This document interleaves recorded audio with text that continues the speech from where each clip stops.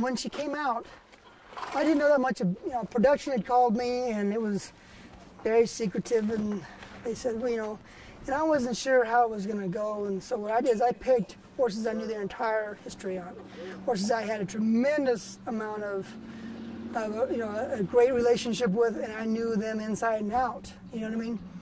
And she honestly nailed their personalities, which alone was amazing enough, their characteristics, but then she even went in and as far as detailed their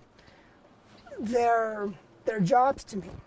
I mean, she didn't come out and say Roman riding. She said, these two mares say they always do everything together. Their job is to keep you safe.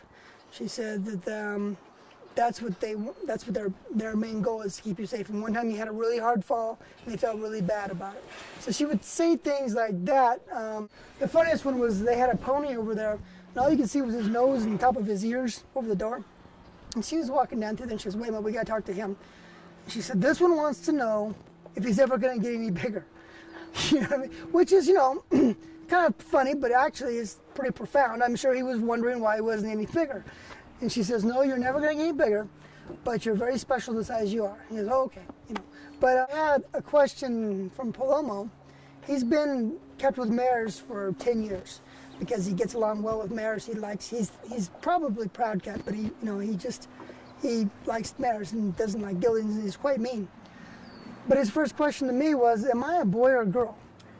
Because at first it was just caught me off guard, but then after I thought about it, he's been with mares for 10 years, so maybe he's forgotten what he is, So it was a burning question in his mind. I thought that was pretty cute. She said, well, what is this one saying? What is this one saying? She goes, look, they're just like people.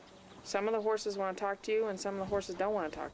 But getting back to the new horse, she went over and talked to him for a few minutes, and he said that he'd been very abused, that he'd been beaten, he'd been laid down and beaten with a blanket on top of him, And so she talked to him and told him to quit biting and to be nicer to all the other horses and so on and so forth. And you know what? It sounds silly, but I mean, the horse doesn't bite anymore.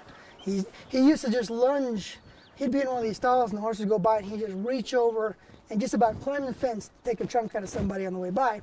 And Black and Blue didn't really appreciate that very much, but that's quit.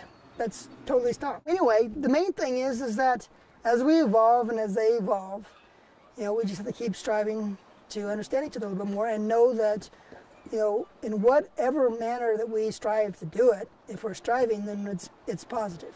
You have to like animals and you have to know that they have souls. That's what we really get back from it. And when there's a little soul that just looks forward to seeing us, it really won me over. I mean, no question about it. It was probably one of the most special days I've ever spent with my horses.